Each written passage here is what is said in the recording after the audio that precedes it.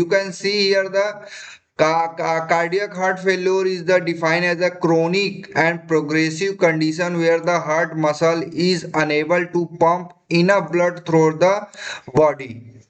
ठीक है, तो कार्डियक हार्ट फेल्योर का मतलब है, जैसे ये कोई हमारे पास ये क्या है, ये मान लो हार्ट है, ये क्या है हार्ट है, ठीक है, ये क्या है हार्ट है, ये हार्ट है, ठीक है। अब इस हार्ट देखो, ये this is the four chamber, this is the four chamber, ये हमारी क्या है right side, sorry left side वाली है, this is the left side and this is the right side, है ना, this is the right side. तो ये आर्ट्रियम है, दिस इज द आर्ट्रियम, और ये जो है वेंट्रिकल है।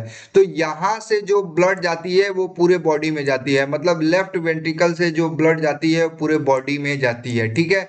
तो कहने का मतलब जो ये हार्ट जो है ये बना हुआ किसका, कार्डियक, कार्डियक मसल्स का बना है, ठीक है, कार्डियक मसल का बना होता है। जब जब ये कार्डियक मसल काम करना बंद कर देती है तो क्या होता है, कॉन्ट्रैक्शन होना बंद होता है। जब कॉन्ट्रैक्शन हार्ट का जब कॉन्ट्रैक्शन बंद हो जाएगा, जब हार्ट का कॉन्ट्रैक्शन बंद हो जाएगा तो क्या दिक्कत होगी कि जो ये ब्लड पंप करता है, जो ये ब्लड पंप करता है, अब वो ब्लड क्या होगा, पंप नहीं होगा। और जब देखो ब्लड पंप नहीं होगा तो ब्लड का काम सबसे ज्यादा क्या इंपॉर्टेंट है, ऑक्सीजन की डिलीवरी करना। क्या करना है, ऑक्सीजन को डिलीवरी करना। सारे ऑर्गन्स में या टिश्यू में क्या है, ऑक्सीजन का डिलीवरी करेंगे। अब जब ऑक्सीजन, जब हार्ट जो है, अब ये हार्ट है, अब ये हार्ट ने ब्लड का पंपिंग करना बंद कर दिया तो ऑक्सीजन का क्या हो गया, डिलीवरी भी क्या हो गई, कम हो गई। अब जब ऑक्सीजन की डिलीवरी कम हो गई तो टिश्यू, टिश्यू या फिर सेल, है ना, सेल,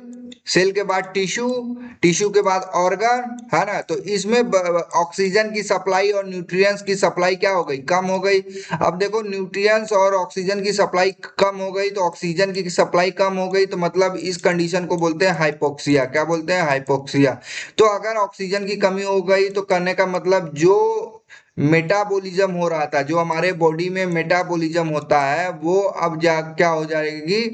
देखो दो तरीके का मेटाबॉलिज्म होता है, ठीक है, एक होता है एरोबिक, एक होता है एनरोबिक, ठीक है। एनरोबिक, एरोबिक के कंडीशन, जब एरोबिक मतलब ऑक्सीजन के प्रेजेंस में कोई मेटाबॉलिज्म हो रहा था, उस कंडीशन में एटीपी बनती है बच्चा। क्या बनता है, एटीपी। और एटीपी क्या होती है, किसी भी सेल को सरवाइव करने के लिए एक क्वाइन होता है, सेल का क्वाइन होता है, ठीक है। तो अब क्या होगा, अब यहां से जो है ऑक्सीजन क्या होगा, अब ये हार्ट जो है पंप करना बंद कर दिया। अब जब पंप करना बंद कर दिया है तो ऑक्सीजन क्या हो गई, डिक्रीज हो गया, ऑक्सीजन का लेवल क्या हो गया, कम हो गया। अब जो यहाँ एटीपी बन रहा था, अब वहां पे एनरोबिक कंडीशन में चली गई मेटाबॉलिज्म। तो अब एनरोबिक कंडीशन में देखो लैक्टिक एसिड बनता है। क्या बनता है, लैक्टिक एसिड बनता है। और ये लैक्टिक एसिड क्या होती है, ये डेंजरस होती है, हार्मफुल होती है फॉर द सेल। तो अब हार्ट फेल्योर हुआ है तो साथ साथ में जो भी अदर ऑर्गन्स है वो भी साथ में डैमेज होंगे, ठीक है, वो भी क्या होंगे, अदर्स जो है ऑर्गन जो होंगे डैमेज होंगे। तो इसी कंडीशन को हम लोग क्या बोलते हैं, हार्ट फेल्योर। क्या बोलते हैं, हार्ट फेल्योर, ठीक है। तो मतलब हार्ट फेल्योर का मतलब सर क्या कहना चाह रहे हो आप, हार्ट फेल्योर का मतलब क्या कहना चाह रहे हो। तो बेसिकली हार्ट फेल्योर का मतलब होता है कि रिड्यूस द या not working the muscle contraction of the heart, this condition known as heart failure. जब ये हार्ट है, दिस इज द हार्ट, ये क्या है, हार्ट है। अब ये हार्ट जो है काम करना बंद कर दे रही, मसल का कॉन्ट्रैक्शन करना बंद कर रही, मतलब सिस्टोल और डायस्टोल करना बंद कर रही है। तो इसी कंडीशन को हम लोग क्या बोलते हैं, हार्ट फेल्योर, है ना, हार्ट फेल्योर। कोई डाउट है, डिफिनीशन ऑफ हार्ट फेल्योर का मतलब कोई डाउट है, किसी तरीके का डाउट है।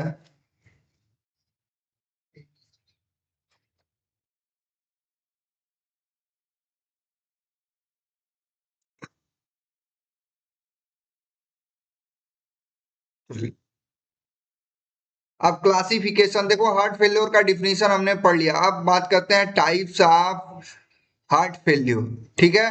टाइप्स ऑफ हार्ट फेल्योर, तो देखो छह तरीके की हार्ट फेल्योर होती है। One is the systolic heart failure, जब हार्ट जो है कॉन्ट्रैक्ट करना बंद कर दे, जब हार्ट क्या करे, कॉन्ट्रैक्ट करना बंद कर दे, तो उस कंडीशन को हम बोलते हैं सिस्टोलिक। सिस्टोलिक का मतलब होता है कॉन्ट्रैक्शन बच्चा, ठीक है। सिस्टोलिक का मतलब होता है कॉन्ट्रैक्शन। जब हार्ट कॉन्ट्रैक्शन करना बंद कर दे तो उस कंडीशन को क्या बोलते हैं, सिस्टोलिक हार्ट फेलियर। ठीक है। डायस्टोलिक का मतलब होता है रिलैक्सेशन। जब हार्ट जो है रिलैक्स करना बंद कर दे तो उस कंडीशन में क्या बोलते हैं अपन, डायस्टोलिक हार्ट फेलियर। अब एक्यूट हार्ट फेलियर का मतलब क्या हुआ, जब जब हार्ट मसल जो है, जब हार्ट मसल जो है मतलब पूरी तरीके से कंप्लीट जो है काम करना ना बंद करे, उस कंडीशन को हम लोग क्या बोलते हैं, acute heart failure. Chronic heart failure का मतलब होता है जब हार्ट की मसल एकदम काम करना बंद कर दे। ठीक है, एकदम काम करना बंद कर दे, उस कंडीशन को हम लोग बोलते हैं क्रोनिक हार्ट फेल्योर। ठीक है। अब देखो लेफ्ट साइड हार्ट फेल्योर का मतलब ये हो गया कि लेफ्ट साइड का जो आर्ट्रियम और वेंट्रिकल है वो दोनों काम करना बंद कर दे, तो इस कंडीशन को हम बोलते हैं लेफ्ट साइड का, लेफ्ट साइड हार्ट फेल्योर। और राइट साइड का मतलब जब हार्ट का राइट आर्ट्रियम और लेफ्ट, राइट आर्ट्रियम और राइट वेंट्रिकल काम करना बंद कर दे, तो इस कंडीशन को हम लोग बोलते हैं राइट साइड हार्ट फेल्योर। ठीक है। तो हार्ट फेल्योर का कारण सिर्फ एक नहीं होता है। देखो सिस्टोलिक हार्ट फेल्योर हो सकता है, डायस्टोलिक हार्ट फेल्योर होता है, एक्यूट हार्ट फेल्योर हो सकता है, क्रोनिक हार्ट फेल्योर होता है, लेफ्ट साइड का हार्ट फेल्योर हो सकता है, राइट साइड का हार्ट फेल्योर। अगर लेफ्ट साइड का जो है हार्ट फेल्योर होगा तो क्या होगा, जो जो लेफ्ट साइड का अगर हार्ट फेल्योर होगा तो जो ब्लड हार्ट में जाना है, अब जो ब्लड जो है बॉडी में जानी है, ऑर्गन में जानी है, वो ऑर्गन में नहीं जाएगी। राइट साइड में अगर काम नहीं करेगा तो मतलब जो ब्लड लंग्स में जाती है ऑक्सीजनेटेड होने के लिए, अब वो ऑक्सीजनेटेड नहीं होगी। समझ गए। एक्यूट का मतलब समझ गए ना, एक्यूट का मतलब कंप्लीट, मतलब starting stage of heart failure है ना, starting stage of heart failure, तो उस कंडीशन को हम लोग क्या बोलते हैं, एक्यूट हार्ट फेल्योर।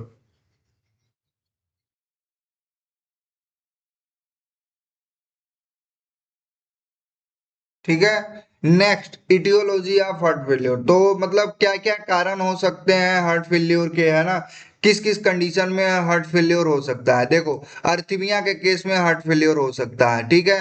अर्थीमिया का केस का मतलब ये हुआ कि हार्ट रेट जो है मतलब कॉन्ट्रैक्शन बहुत ज्यादा हो जाए, मतलब इस पे हार्ट रेट क्या हो जाए, बढ़ जाए।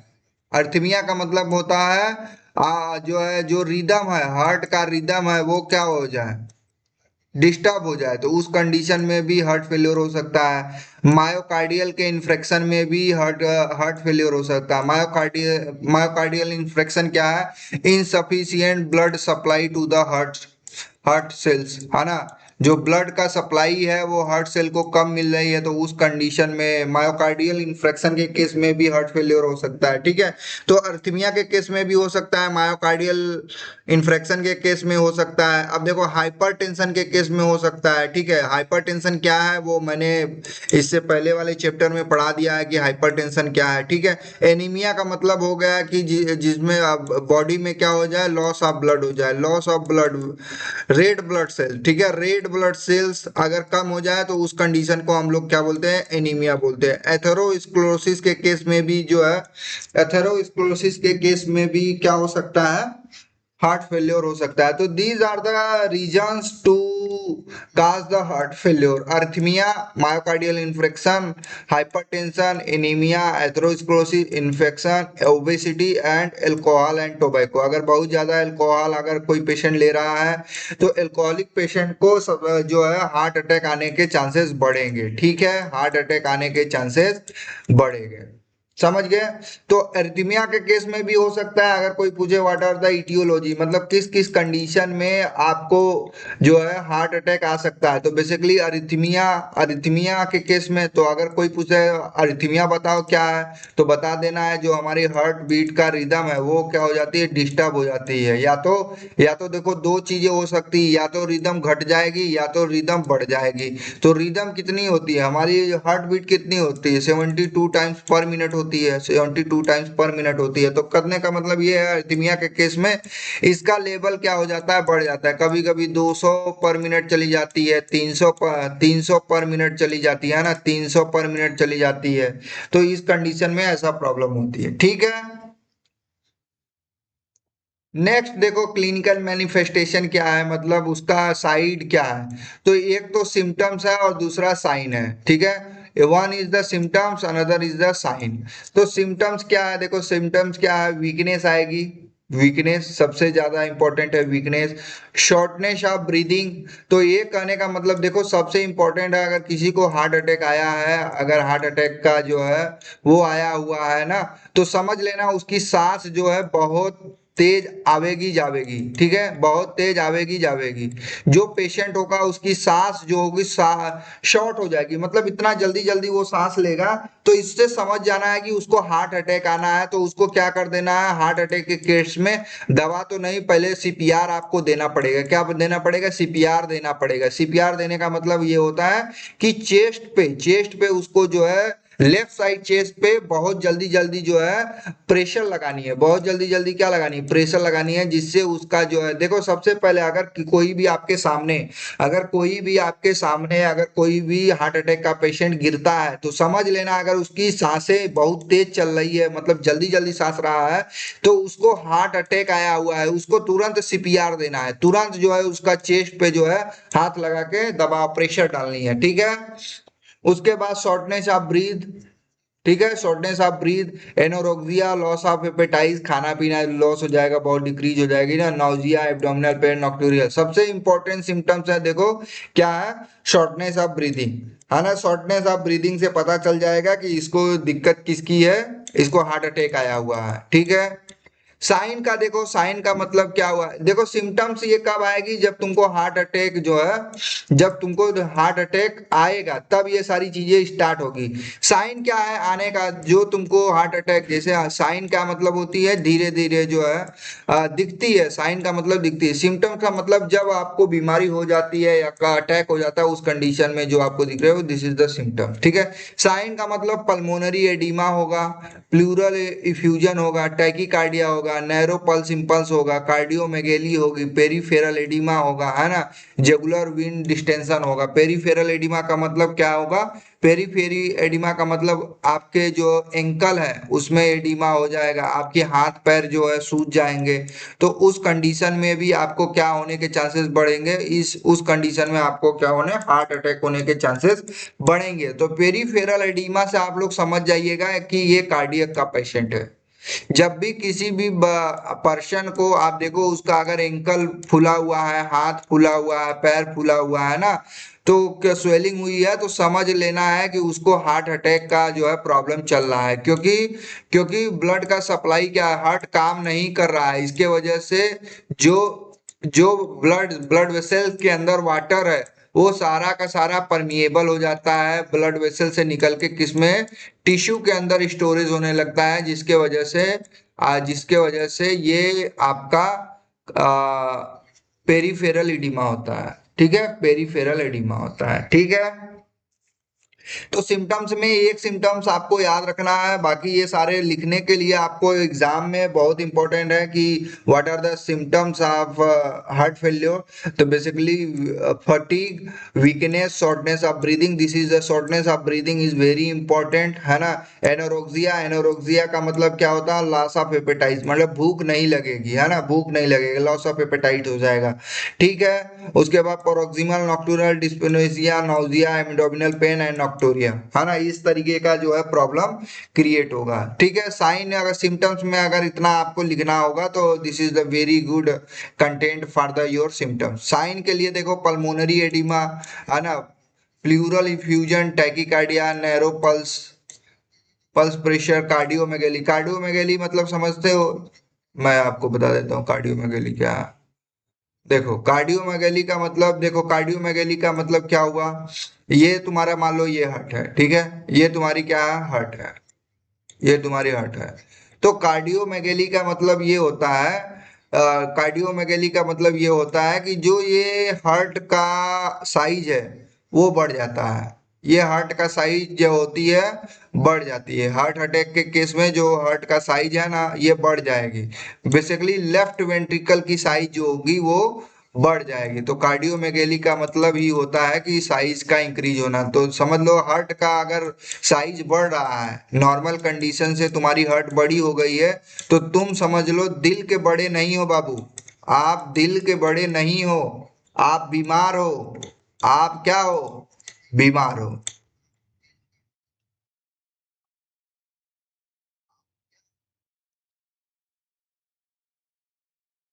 ठीक है,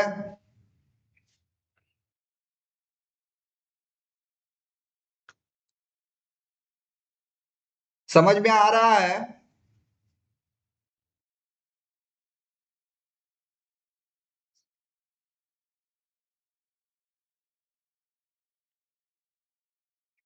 नेक्स्ट टॉपिक इज डायग्नोसिस। किस किस कंडीशन में हम उसको डायग्नोस कर सकते हैं कि पेशेंट हार्ट फेल्योर का है, कि हाइपरटेंशन का है, या एंजाइनल का है, या फिर अरिथमिया है उसको।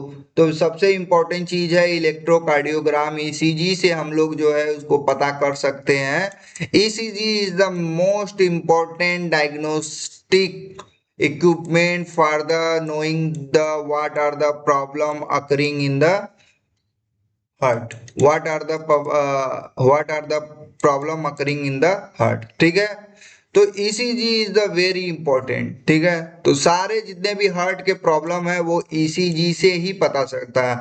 Apart from the ECG we know the chest X ray, है ना। तो चेस्ट एक्सरे से भी पता चल सकता है कि साइज जो है हार्ट का साइज बड़ा है या छोटा है। ठीक है, फिर इकोकार्डियोग्राफी से भी पता चल जाती है, हार्ट कैथेटराइजेशन भी चल जाती है, एंजियोग्राफी से भी ब्लड टेस्ट के थ्रू भी पता चल जाता है। तो सबसे इंपॉर्टेंट चीज है ईसीजी। आप याद रखिए कि कोई भी हार्ट का प्रॉब्लम डिटेक्ट करना है ना, चाहे आपकी हाइपरटेंशन हो, चाहे एंजाइना हो, चाहे अरिथमिया हो, चाहे कार्डियक हार्ट फेल्योर हो, चाहे मायोकार्डियल इस्चीमिया हो, है ना।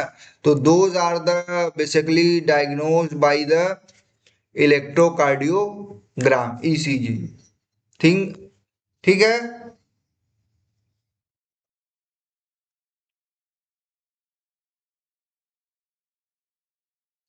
देखो मैनेजमेंट कैसे, अगर किसी को नॉन फार्माकोलॉजिकल मैनेजमेंट है, नॉन फार्माकोलॉजिकल मतलब ड्रग देने से पहले आप उसको क्या क्या कर सकते हो। तो बेड रेस्ट दे दो, है ना, बेड रेस्ट दो। उसके बाद क्या कर, स्मोकिंग सेशन, अवॉइड अल्कोहल, मतलब जो आपकी लाइफ स्टाइल दिक्कत है जिसके वजह से ज्यादा चांसेस है हार्ट अटैक आने का, उसका जो है आप अवॉइड कर दो, उसको क्या कर दो, है ना, अवॉइड कर दो। देखो सोडियम कम लेने के लिए बोल रहा है कि सोडियम कम लो। सोडियम इसलिए कम लो कि सोडियम के वजह से बीपी का, ब्लड प्रेशर लेवल बढ़ता है। तो ब्लड प्रेशर लेवल बढ़ेगा तो कार्डियक को काम करना ज्यादा पड़ेगा, जब कार्डियक को काम करना ज्यादा पड़ेगा तो एटीपी का, एटीपी इसको चाहिए, एनर्जी चाहिए। और एनर्जी कहाँ से आएगी, ऑक्सीजन से आएगी। ऑलरेडी तुम्हारे हार्ट की मसल क्या हो रही है, काम करना बंद कर रही है, तो ऑक्सीजन कहाँ से मिलेगी, नहीं मिलेगी। तो मे बी हार्ट अटैक होने के चांसेस क्या हो सकते हैं, बढ़ सकते हैं। ठीक है,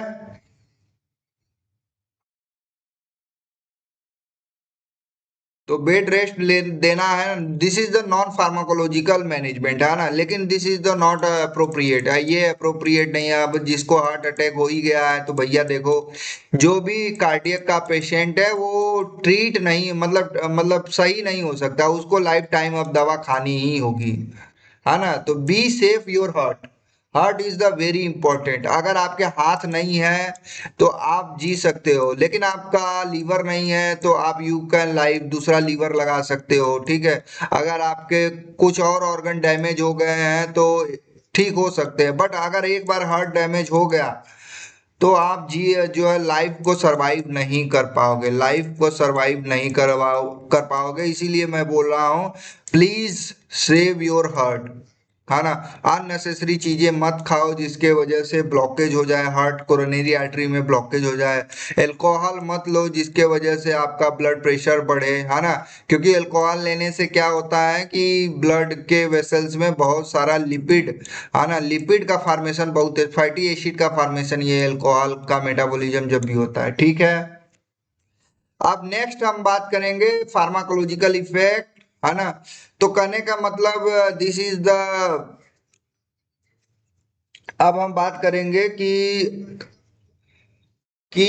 कैसे कैसे हार्ट अटैक आता है तो कैसे ट्रीट होता है। तो दिस इज द, देखो हम लोग क्या क्या पढ़ लिए, introduction of heart failure, sign and sorry, introduction of heart failure, definition of heart failure, उसके बाद टाइप ऑफ हार्ट फेल्योर, है ना, aetiology of heart failure, diagnosis of heart failure, non pharmacological manage of non pharmacological management of heart failure.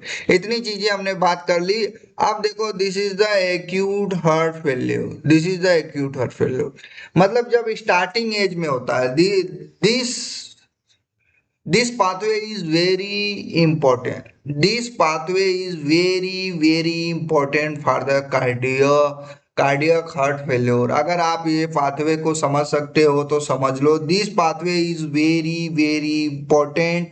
अगर आपके exam में आता है तो you can write the this pathway, because this pathway is very important for the cardiac heart failure. ठीक है, तो देखो, जब भी कार्डियक का एक्यूट हार्ट फेलियर होता है, ठीक है, तो एक्यूट के कंडीशन में क्या होता है, एक्यूट के कंडीशन में क्या होता है, जो हार्ट होती है वो सेल्फ ही ठीक होने की जो है प्रयास करती है, ट्राई करती है कि नहीं, मुझे कोई ड्रग व्रग नहीं लेना, मैं सही अपने से ही जो है ठीक हो जाऊंगी। तो देखो, जैसे ही एक्यूट हार्ट फेल्योर होता है तो क्या होती है, हार्ट की सेल की कॉन्ट्रैक्टिलिटी क्या होती है, घट जाती है।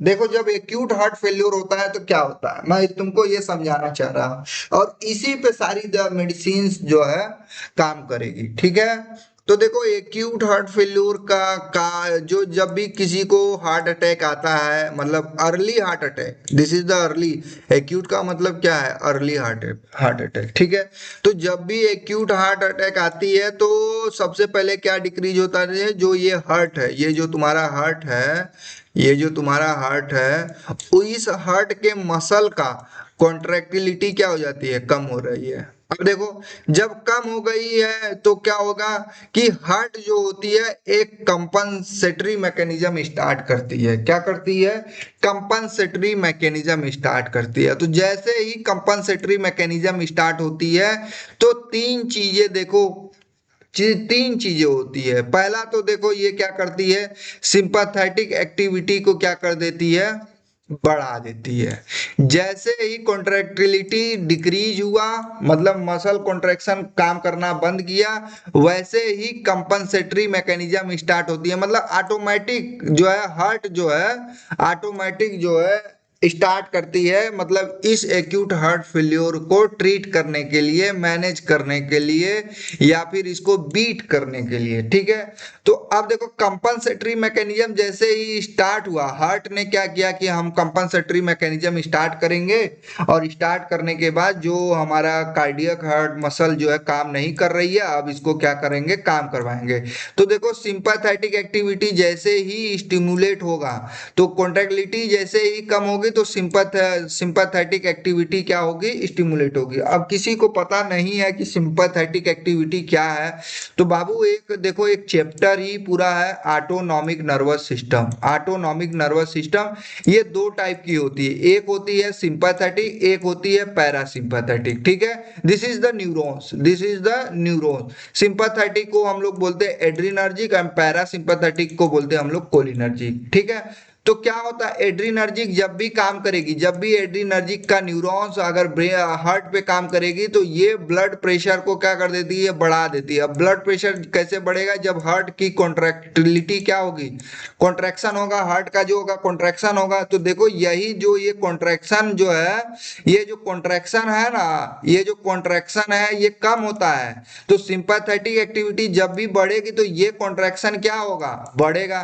तो जैसे ही ये सिंपैथेटिक एक्टिविटी बढ़ेगी, कैसे, देखो, पहला तो काम ये करेगा, स्टिमुलेट द अल्फा रिसेप्टर। तो अब आपको पता होना चाहिए कि सिंपैथेटिक नर्वस सिस्टम के जो होते हैं दो रिसेप्टर होते हैं, एक होता है अल्फा, एक होता है बीटा। अल्फा भी दो तरीके की होती है, अल्फा 1 एंड अल्फा 2। ठीक है, तो हम पहला काम ये करती है, अल्फा स्टिमुलेशन करती है, और जैसे अल्फा स्टिमुलेशन होगा सिंपैथेटिक एक्टिविटी बढ़ जाएगी। दूसरा ये काम करता है beta stimulation, stimulate the beta 1 receptor. और ये दोनों रिसेप्टर कहाँ होती है, हार्ट में होता है बाबू, कहाँ होता है, हार्ट में। याद रखेंगे, दीज आर द हार्ट में, दोनों ही रिसेप्टर क्या होती है, हार्ट में होती है, सॉरी। ठीक है, तो सिंपैथेटिक एक्टिविटी जैसे ही बढ़ा तो एक अल्फा स्टिमुलेशन हुआ, दूसरा बीटा स्टिमुलेशन हुआ। तो जैसे देखो, अल्फा स्टिमुलेशन होगा, जब अल्फा स्टिमुलेशन होगा तो देखो वैसो कंस्ट्रिक्शन होगा, मतलब वेनो कंस्ट्रिक्शन होगा, और दूसरा आर्टीरियोलर कंस्ट्रक्शन होगा। मतलब देखो हार्ट की कॉन्ट्रैक्टिलिटी कम कम हो गई, हार्ट का कॉन्ट्रैक्शन कम हुआ तो ब्लड प्रेशर भी क्या हो जाएगा, कम हो जाएगा, गिर जाएगा। और भाई जब ब्लड प्रेशर गिरेगा तो हमारे बॉडी का होम्योस्टेसिस क्या होगी, खराब होगी, डिस्टर्ब हो जाएगी। तो क्या करेगा ये हार्ट जो है खुद ही कंपनसेटरी मैकेनिज्म स्टार्ट कर देती है, और कंपनसेटरी मैकेनिज्म जैसे ही स्टार्ट होगा सिंपैथेटिक एक्टिविटी इंक्रीज होगी, सिंपैथेटिक का स्टिमुलेशन होगा। अब ये सिंपैथेटिक एक्टिविटी कैसे हो रही है, by the two meter, one is the stimulate alpha receptor, another stimulate the beta one receptor. ठीक है, तो देखो बीटा वन रिसेप्टर अगर स्टिमुलेट होगी तो मेंटेन द कार्डियक आउटपुट। जाहिर सी बात है कि जब कॉन्ट्रैक्टिलिटी घटी है तो कार्डियक आउटपुट भी क्या होगा, घटेगा, और जब कार्डियक आउटपुट घटेगा तो ऑक्सीजन जो है ब्लड उतना हार्ट को मतलब ऑर्गन को सप्लाई नहीं हो पाएगा, बॉडी को सप्लाई नहीं होगा। ठीक है, तो कार्डियक आउटपुट भी इस कंडीशन में बढ़ेगा। ठीक है, अब देखो वैसो कंस्ट्रिक्शन डायलेट हो गया, मतलब वैसो कंस्ट्रिक्शन अगर डायलेट हो गया तो प्री लोड भी क्या हो जाएगा, pre load and after load दोनों जो होगी इंक्रीज हो जाएगी। देख लो भैया इंक्रीज हो रही, प्री लोड भी बढ़ रहा है, आफ्टर लोड बढ़ रहा है, because of vasoconstriction and arteriolar dilator. अब किसी को पता नहीं है कि प्री लोड क्या है, आफ्टर लोड क्या है, तो मैं तुमको यहाँ पे समझा देता हूँ। मान लो ये तुम्हारा क्या है, हार्ट है, ये तुम्हारा क्या है, हार्ट है। ठीक है, ये तुम्हारी क्या है, हार्ट है। हार्ट के चार चेंबर है, तो प्री लोड का मतलब होता है राइट आर्ट्रियम और वेन्स के बीच में जो लोड है उसको हम लोग बोलते हैं प्री लोड, और लेफ्ट वेंट्रिकल और आयोटा के बीच में जो लोड है उसको हम लोग क्या बोलते हैं, आफ्टर लोड। तो करने का मतलब यहाँ का जो ब्लड आर्टरी है वो क्या हो गई, कॉन्ट्रैक्ट हो गई। अब जो ब्लड का सप्लाई देखो, अब यहाँ पे कॉन्ट्रैक्शन इंक्रीज हो गया है, बट इसमें क्या है, कॉन्ट्रैक्शन इंक्रीज हो गया तो ब्लड का प्रेशर भी क्या हो गया, इंक्रीज हो गया। अब ये देखो ये क्या किया है, ये कॉन्ट्रैक्ट हो गई है, तो भैया यहाँ पे लोड बढ़ेगा ना, कि जो ब्लड जानी थी अब वो जा नहीं रही है। ठीक है, अब ये जो ब्लड जानी थी वो नहीं जा रही बिकॉज ऑफ कॉन्स्ट्रिक्शन। मतलब वेन्स को भी जो है सिकोड़ दिया इसने, और आर्टरी को भी सिकोड़ दिया, तीनों को सिकुड़ गई है। अब जो नैरो हो गई है तो ब्लड का उतना सप्लाई नहीं होगा तो क्या होगा, लोड बढ़ेगा ना जी, प्री लोड भी बढ़ेगा, आफ्टर लोड भी बढ़ेगा। ठीक है, तो कहने का मतलब हमने तो कार्डियक ने हाँ स्टार्ट किया था इसको क्या करने के लिए, ठीक करने के लिए, तो ठीक ना होके ये क्या हो गया है, और भी डैमेज हो रहा है। कंपनसेटरी मैकेनिज्म स्टार्ट होके और भी हार्ट को क्या पहुंचा रहा है, डैमेज बना रहा है। तो कभी कभी ये कंपनसेटरी मैकेनिज्म क्या होती है, परमानेंट ही एक्टिव हो जाती है, परमानेंट हो जाती है। अब जब परमानेंट हो जाएगा तो ये कहानी जो चल रही है ये कहानी परमानेंट हो जाएगी, मतलब हमेशा जो कार्डियक का लोड रहेगा वो बढ़ा रहेगा, कार्डियक का लोड क्या हो जाएगा, बड़ा होगा। अभी ये जो तुमको जो है ब्राउन ब्राउन कलर का ये तुमको दिख रहा है, इसको भूल जाओ, तुम लोग ये सब भूल जाओ, अभी तुम सिर्फ सिर्फ मैकेनिज्म समझो, कंपनसेटरी मैकेनिज्म को तुम लोग समझो, सिंपल सिंपल, है ना। तो कहने का मतलब ये है कि पहले एक्यूट हार्ट फेल्योर हुआ, एक्यूट हार्ट फेल्योर में क्या हुआ, कॉन्ट्रैक्टिलिटी कम हुई, किसकी कम हुई, हार्ट और मसल की कॉन्ट्रैक्टिलिटी क्या हो गई, कम हो गई। और जैसे ही कम कम हुई हार्ट ने क्या किया, कंपनसेटरी मैकेनिज्म स्टार्ट किया, और कंपनसेटरी मैकेनिज्म स्टार्ट होने के बाद देखो सिंपैथेटिक एक्टिविटी क्या हो गई, इंक्रीज हो गई, सिंपैथेटिक एक्टिविटी क्या हो गई, इंक्रीज हो गई। अब ये सिंपैथेटिक एक्टिविटी इंक्रीज हुई किसके वजह से, अल्फा रिसेप्टर स्टिमुलेशन की वजह से और बीटा स्टिमुलेशन की वजह से। ठीक है, तो अब बीटा स्टिमुलेशन हुआ तो मेंटेन कार्डियक आउटपुट, तो हो सकता है कि ये कार्डियक आउटपुट को बढ़ा दे। अगर अल्फा वन स्टिमुलेशन हुआ है, अल्फा रिसेप्टर स्टिमुलेशन हुआ तो वेनो कंस्ट्रिक्शन और आर्टेरियो कंस्ट्रिक्शन हो गया। अब दोनों कंस्ट्रिक्ट हो गई है तो प्री लोड भी बढ़ गया, आफ्टर लोड भी बढ़ गया, प्री लोड भी बढ़ गया, आफ्टर लोड भी बढ़ गया। ठीक है, उसके बाद देखो बीटा वन स्टिमुलेशन हो रही है तो एक चीज और दिक्कत कर रही है, ये जो है किडनी में जो जीजेसीएल है इसको एक्टिवेट कर देती है और ये सिक्रीट करने देती है रेनिन। तो ये जो पाथवे है, this is the pathway basically रास। अब ये रास को भी एक्टिवेट कर दे रही है, रास को भी एक्टिवेट कर दे रही है। तो भैया देखो, रास को जब भी एक्टिवेट करोगे तो तुम्हारे ब्लड का प्रेशर क्या हो जाएगा, बढ़ जाएगा। तो देखो, कंपनसेटरी मैकेनिज्म स्टार्ट तो हुई थी हार्ट को ठीक करने के लिए, समझ गए। कंपनसेटरी मैकेनिज्म क्या हुआ था, हार्ट को ठीक करने के लिए हुआ था। लेकिन अब ये ठीक नहीं हुआ, अब ये क्या हो गया, दिक्कत में आ गई, है ना। आप समझो, सिस्टम को आप समझ लो भैया।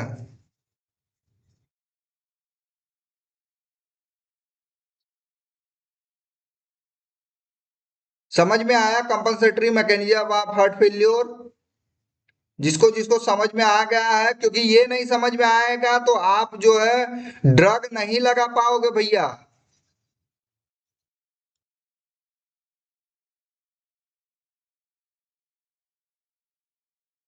अगर आप ये नहीं समझ पा रहे हो तो ड्रग आप यूज नहीं कर पाओगे।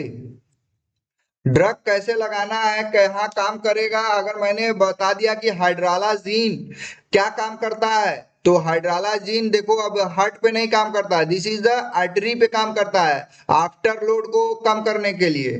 जो कंपनसेटरी मैकेनिज्म से आफ्टर लोड बढ़ा था उसको हाइड्रेलाजीन क्या करेगा, कम करेगा, है ना। तो हमने हाइड्रालाजीन के बारे में पढ़ा दिया है पहले ही, हाइड्रालाजीन, मिनॉक्सिडिल एंड डाइजॉक्साइड। जिसने नहीं पढ़ा है वो जाके प्रीवियस क्लास में पढ़ ले। हाइपरटेंशन तो बेसिकली दीज आर द, देखो भाई, जब कॉन्स्ट्रिक्ट हो जाएगा, आर्टरी कॉन्स्ट्रिक्ट हो जाए तो ब्लड का प्रेशर बढ़ जाएगा, ब्लड का प्रेशर बढ़ा तो आफ्टर लोड बढ़ेगा, प्री लोड भी बढ़ेगा, कार्डियक आउटपुट भी बढ़ेगी, है ना।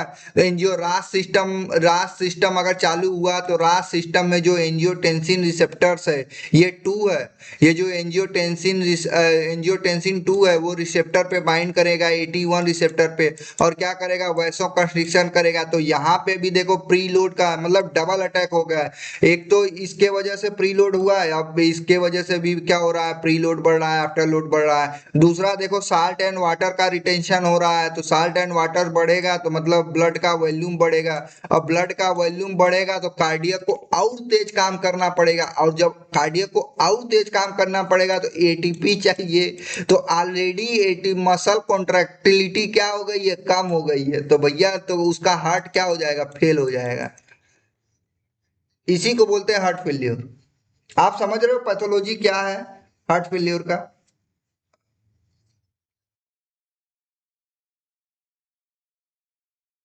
रास जिसको नहीं समझ में आ रहा है, रास आप जो है इससे पहले भी लेक्चर में मैंने पढ़ा दिया डिटेल में, रास सिस्टम आप वहां से पढ़ सकते हो। ये जो रास सिस्टम हमने बता रखा है, तो compensatory mechanism also activate the रास सिस्टम। और ये जो सिस्टम अगर परमानेंट बन जाती है, परमानेंट एक्टिवेट हो जाती है, तो हमेशा व्यक्ति को मेडिसिन लेना ही पड़ेगा। अगर आपको कंपनसेटरी मैकेनिज्म समझ में आ गया है तो कमेंट में लिख दो यार कि हाँ सर समझ में आ गया है।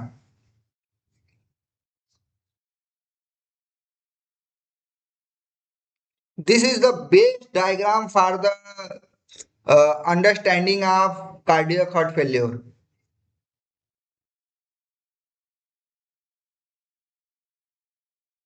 देखो, कार्डियक हार्ट फेल्योर साथ साथ में हाइपरटेंशन मतलब बीपी कैसे बढ़ता है उसमें भी ये रोल प्ले करता है। अगर समझ में आ गया है तो यार कमेंट में लिख दो यस सर, हाँ समझ में आ गया है, समझ गए सर।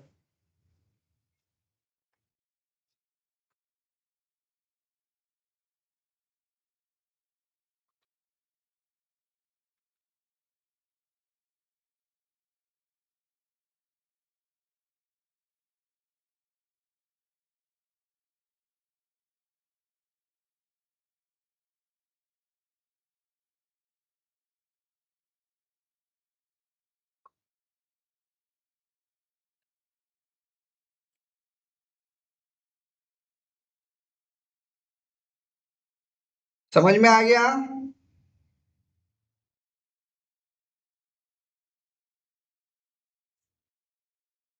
आगे बढ़े।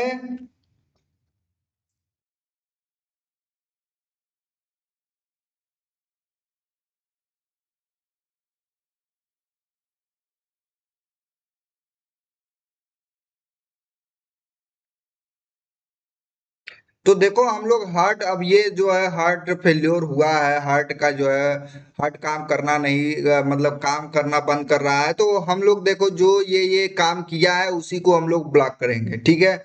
तो अगर आफ्टर लोड कम हुआ है तो आफ्टर लोड कम करने के लिए अपन हाइड्रालाजिन देंगे। प्री लोड अगर कब बढ़ा हुआ है तो प्री लोड कम करने के लिए अपन नाइट्रेट देंगे। बीटा स्टिमुलेशन हुआ है तो बीस बीटा रिसेप्टर को अपन ब्लॉक करेंगे, है ना। तो फिर उसके बाद देखो ये जो रास सिस्टम है इसको हम लोग ब्लॉक करेंगे, तो इसमें भी हमने बहुत सारी ड्रग पढ़ा दिया है। तो now I will discuss about the classification of drug use in the treatment of cardiac heart failure, ठीक है। तो कार्डियक हार्ट फेल्योर में देखो हम लोग ड्रग यूज करेंगे, you can see the PPT. तो देखो सबसे पहला जो ड्रग है, फर्स्ट कैटेगरी की जो ड्रग है, this is the inotropic drug, this is the inotropic drug. Inotropic का मतलब होता है increase the contraction of heart muscles, contraction of heart muscles, ठीक है। तो आइनोट्रोपिक का मतलब होता है contraction, increase the increase the है ना, increase the contraction of heart muscle cell, ठीक है। तो आइनोट्रोपिक में तीन कैटेगरी की ड्रग है। वन इज कार्डियक ग्लाइकोसाइड जिसमें आता है डिजॉक्सिन, उआबेन, एंड एक ड्रग और आती है जिसको हम लोग बोलते हैं स्ट्रोपैंथिन। क्या बोलते हैं? स्ट्रोपैंथिन, याद रखेंगे स्ट्रोपैंथिन, है ना। ये सबसे इंपॉर्टेंट टॉपिक है कार्डियोवेस्कुलर सिस्टम में, ये ड्रग सबसे ज्यादा यूज की जाती है कार्डियक हार्ट फेलियर के लिए, ठीक है। तो first is digoxin, another is uaben, and another is stropantin. So these three drug is the cardioglycoside, and these three drug is basically obtained from the natural, है ना। नेचुरली ये हम लोग जो है नेचुरल ड्रग है। कौन कौन? डिजॉक्सिन, उआबेन। अब देखो सिंपैथो माइमेटिक में आपके दो ड्रग आते हैं, this is the डोब्यूटामाइन and dopamine, ठीक है। तो कार्डियक हार्ट फेल्योर में क्या होता है, जो हमारी हार्ट का कॉन्ट्रैक्शन कम हो जाता है, डिक्रीज हो जाता है, उसी हार्ट के कॉन्ट्रैक्शन को अपन क्या करना है, अब बढ़ाना है। तो we can use the inotropic drug. तो inotropic drug categorise into three category. One is the cardiac glycoside में डिजॉक्सिन है, उआबेन है, एक ड्रग और आती है जिसको हम लोग बोलते हैं स्ट्रोपैंथिन, ठीक है। सिंपैथोमाइमेटिक में आपकी आती है डोब्यूटामाइन, डोपामाइन। फास्फोडाइएस्ट्रेस 3 इनहिबिटर में आती है इनिम्रिनोन एंड मिनलिनोन। ये दोनों ड्रग आप लोग याद कर लीजिएगा, है ना। ये क्लासिफिकेशन याद कर लीजिएगा। अगर जिसने भी देखो, जिसने पहला टॉपिक पढ़ा था हाइपरटेंशन का, जिसने टॉपिक पढ़ा हुआ है, तो हाइपरटेंशन में देखो ये सारी ड्रग यूज होती है, ये सारी की सारी ड्रग यूज होती है। रेनिन एंजियोटेंसिन इनहिबिटर हम लोग इसलिए यूज करते हैं, you can see the this is the रास, है ना। ये एक्टिवेट हो जाता है, इसके लिए हम लोग ये renin angiotensin system inhibitor use करते हैं। तो देखो रेनिन में हम लोग सबसे पहले एक ड्रग इसमें छूट गया है, this is the direct renin inhibitor aliskiren, है ना। एलिस्किरेन इसमें छूट गया है। तो बेसिकली देखो एस इनहिबिटर में कैप्टोपिल, रिस्नोपिन, नालापिन, बेंजाप्रिल, क्यूनेप्रिल, है ना, जो प्रिल आती है, these are the drug ACE inhibitor. फिर angiotensin first receptor blocker, losartan, candesartan, telmisartan, valsartan, है ना, ये सारी ड्रग। डायूरेटिक्स में you can see the high ceiling diuretic and thiazide. High ceiling में आपकी फ्रूसिमाइड एंड बुमेटानाइट, और है ना। फिर थायाजाइड में हाइड्रोक्लोरथायाजाइड एंड मेटोलाजोन एंड जीपामाइड। उसके बाद आपका वेसोडाइलेटर में आता है वेनोडाइलेटर। वेनोडाइलेटर में आती है आपकी जो है वेनोडाइलेटर सिर्फ वेन्स को डायलेट करती है ना। उसमें आती है नाइट्रेट्स आते हैं। और these are drug also use in the treatment of anginal pectoris. Anginal pectoris के केस में ये ड्रग यूज होती है, ठीक है। उसके बाद वेसोडाइलेटर में तो आपके आते हैं आर्टीरियोलर डायलेटर, है ना, आर्टीरियोलर डायलेटर। उसके बाद आपके देखो इसमें आता है आर्टीरियो डायलेटर, वेनोडाइलेटर भी आता है। वेनोडाइलेटर में आती है सोडियम नाइट्रोक्लोराइड। एल्डोस्टेरॉन एंटागोनिस्ट में आते हैं एप्रिनोन, मिलिनोन, हाँ, स्पाइरोलेक्टोन, एप्लिरोन एंड मिलिनोन। उसके बाद आपका देखो बीटा ब्लॉकर में आपको आपको यूज होता है मेटोप्रोलोल, बिसोप्रोलोल, कार्बिडोल। अल्फा ब्लॉकर भी यू कैन यूज द। देखो अब इसमें एक चीज नहीं यूज होती है, कैल्शियम चैनल ब्लॉकर हम लोग यहाँ यूज नहीं करते हैं। हार्ट के फेल्योर में हम लोग कैल्शियम चैनल ब्लॉकर नहीं यूज करते हैं, बिकॉज ये also decrease the it decrease the muscle contraction of heart, है ना। कैल्शियम चैनल ब्लॉकर का हम लोग यूज नहीं करते हैं। तो हार्ट फेल्योर में हम कैल्शियम चैनल ब्लॉकर का यूज नहीं करते हैं। विरापामिल, डेल्टियाजाम, याद रख लो, विरापामिल, डेल्टियाजाम और डाईहाइड्रोपायरिमिडीन की जितनी भी ड्रग है वो हम लोग यूज नहीं करते हैं, ठीक है। तो these are the classification of drug used in the treatment of cardiac heart failure. These are the drug used in the treatment of cardiac heart failure. तो ये सारे के सारे ड्रग यूज होते हैं कार्डियक हार्ट फेल्योर में। तो आज हम जो बात करेंगे, आज जो हम लोग बात करेंगे, एक ड्रग के बारे में डिटेल पढ़ना है जो कि सबसे ज्यादा इम्पोर्टेंट है, जो सबसे ज्यादा यूज होती है, उसके बारे में अपन हम बात करेंगे। तो उसके बारे में अगर हम बात करेंगे तो सबसे ज्यादा हम लोग बात करेंगे डिजॉक्सिन को, एकदम डिटेल में पढ़ेंगे, ठीक है। तो सबसे पहले आइनोट्रोपिक ड्रग के बारे में हम लोग पढ़ेंगे, है ना। तो उसमें सबसे ज्यादा इंपॉर्टेंट है डिजॉक्सिन। उसके बाद हम लोग देखो देखो इससे पहले हम रास इनहिबिटर हम लोग पढ़ चुके हैं ऑलरेडी, रास इनहिबिटर पढ़ चुके हैं। तो यहाँ पे रास इनहिबिटर पढ़ने का कोई मतलब नहीं है। दूसरा देखो हाइड्रालाजीन, मिनॉक्सीड्रिल वगैरह ये लोग हम लोग पढ़ लिए हैं, तो इसका कोई जरूरत नहीं है ना। और इसका भी कोई जरूरत नहीं। आर्टीरियोलर डायलेटर का हम लोग ये सब पढ़ चुके हैं। वैसो डायलेटर हम लोग पढ़ चुके हैं, रास इनहिबिटर हम लोग पढ़ चुके हैं, है ना। तो ये सब ड्रग हम लोग नहीं पढ़ेंगे, already I was discuss in previous class. तो हम लोग नेक्स्ट क्लास में सिर्फ और सिर्फ आइनोट्रोपिक का ड्रग हम लोग डिस्कस करेंगे in the cardiac heart failure में, ठीक है। डायूरेटिक्स का देखो हम लोग डिस्कस इसलिए यहाँ नहीं करेंगे कि ऑलरेडी ये पूरी चैप्टर है। तो जब हम लोग रीनल सिस्टम पढ़ेंगे, रीनल फार्माकोलॉजी पढ़ेंगे, तो वहां हम लोग डायूरेटिक्स पढ़ लेंगे, ठीक है। तो बेसिकली डायूरेटिक्स में ये भी आता है, डायूरेटिक्स में ये भी आता है, ठीक है। तो ये सारे हम डायूरेटिक्स में पढ़ लेंगे। बीटा एड्रिनर्जिक और ये सारे ये वाली ड्रग जो है हम लोग जब ऑटोनॉमिक नर्वस सिस्टम पढ़ेंगे तो वहां पढ़ लेंगे, ठीक है। तो बेसिकली हम लोग कार्डियक हार्ट फेल्योर में यही जो है आइनोट्रोपिक ड्रग पढ़ेंगे। कौन सा पढ़ेंगे? आइनोट्रोपिक ड्रग पढ़ेंगे, ठीक है। आइनोट्रोपिक ड्रग पढ़ेंगे। तो ठीक है, तो thank you guys so much. आज का लेक्चर यहीं पे हम लोग फिनिश करते हैं और रात के बज गए हैं 10। तो आप लोग भी अपना रिवीजन करिए और जो प्रीवियस क्लास में मैंने पढ़ा दिया है, हमने प्रीवियस क्लास में ऑटोक्वाइट्स पढ़ा दिया है। ऑटोक्वाइट्स में हम लोग पढ़ा दिए हैं हिस्टामिन पढ़ा दिए, एलर्जिक वाली दवा पढ़ा दिया, सीरोटोनिन पढ़ा दिया, ब्रेडिकाइनिन्स पढ़ा दिया, प्रोस्टाग्लैंडिन्स पढ़ा दिया, ल्यूकोट्राइन्स पढ़ा दिया। तो ये सारे 5 टॉपिक आपको एकदम याद होना चाहिए, है ना। उसके बाद हमने हाइपरटेंशन की क्लास जो है खत्म कर दी और ये दूसरा कार्डियोवैस्कुलर सिस्टम का दूसरा टॉपिक चल रहा है, this is the cardiac heart failure. तो कार्डियक हार्ट फेल्योर में हम लोग क्या क्या पढ़ लिए? Introduction of cardiac heart failure, definition of cardiac heart failure, types of cardiac heart failure, है ना। Aetiology, sign and symptoms of cardiac heart failure, aetiology of cardiac heart failure, diagnostic centre of cardiac heart failure, compensatory mechanism of cardiac heart failure. अगर कोई question पूछता है what is the compensatory mechanism of cardiac heart failure, तो उसको भी आप बताइए, है ना। उसके बाद drug classification of drug use in the treatment of cardiac heart failure, ठीक है।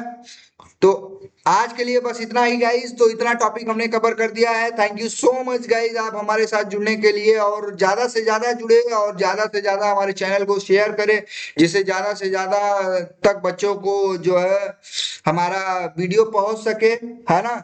तो हमारे साथ जुड़े रहिए, बने रहिए और फार्माकोलॉजी पढ़ते रहिए। Thank you so much guys. और द लियोडोपा के साथ जुड़ने के लिए आपका बहुत बहुत धन्यवाद, है ना। जो कुछ पुराने हमारे स्टूडेंट हैं और बिहार, आई लव बिहार, है ना। बिहार को मैं बहुत ज्यादा पसंद करता हूँ। मैंने वहाँ पे 3.5 साल नहीं, मैंने वहाँ पे कम से कम 5 साल गुजारे हैं बिहार में। तो बिहार हमने अभी छोड़ दिया है ना। तो कुछ बिहार अभी भी बिहार मुझे बहुत याद आता है, खासकर पटना मुझे बहुत याद आती है ना, सगुना मोड़ बहुत याद आता है, क्योंकि हमने वहां पर कम से कम 2.5 साल काटे हैं, है ना। तो चीजें अभी भी हमारे दिमाग में चलती है कि जब भी मौका मिलेगा I will come back in Bihar, है ना।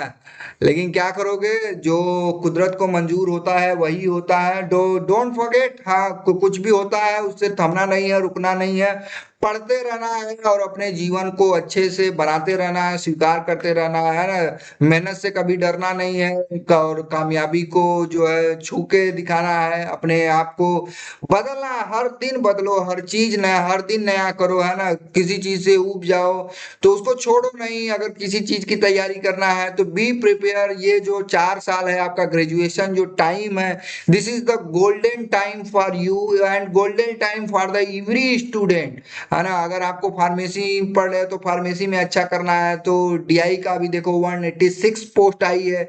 तो कहने का मतलब अगर आप डीआई के लिए तैयारी करोगे, मतलब बी फार्म करने के बाद हम तैयारी करेंगे तो नहीं सिलेक्शन होगा, ऑलरेडी बहुत कंपटीशन है। आपको 4 साल ऐसे पढ़ना है जैसे कि अगर कोई भी एग्जाम होगा मैं उसमें फर्स्ट रैंक लेके आऊंगा, तभी आपकी सिलेक्शन हो सकती है, अदरवाइज आपकी सिलेक्शन नहीं होगी। और truth of the B pharm या फार्मेसी का आपको पता ही है कि बैचलर करने के बाद इंडस्ट्री में जाओगे, 10,000 12,000 15,000 की जॉब है, तो समझ लो कितना हैक्टिक है। आप 8 लाख 10 लाख लगाते हो, फिर 10-15 हजार की जॉब पाते हो। This is the very misconception and this is the very big problem for the pharmacy student, है ना।